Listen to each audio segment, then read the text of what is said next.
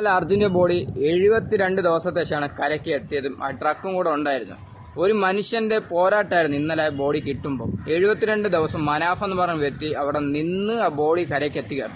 ഒരു കുടുംബത്തിന് കൊടുത്തൊരു വാക്കാണ്, അച്ഛനേക്ക് അമ്മയ്ക്ക് കൊടുത്ത വാക്കാണ് അർജുനെ വീട്ടിലേക്ക് എത്തിക്കും എന്ന് കൊടുത്തത്. പക്ഷെ അത് ജീവനോടായിരുന്നെങ്കിൽ 72 ദിവസം ശേഷം ആ ബോഡി ആയിട്ടെങ്കിൽ കുടുംബത്തിലേക്ക് അത് എത്തിക്കാൻ പറ്റണത്.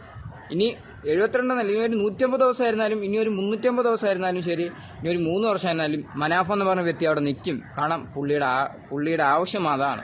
കാരണം അർജുന ബോഡി എനിക്ക് കിട്ടിയേ പറ്റും, അർജുന എനിക്ക് കിട്ടിയേ പറ്റും എന്ന് ഒറ്റ തീരുമാനത്തിൽ പുറത്താണ് ഇന്ന് 72ാമത്തെ ദിവസത്തിനാണെങ്കിൽ ആ ബോഡി കിട്ടിയത്.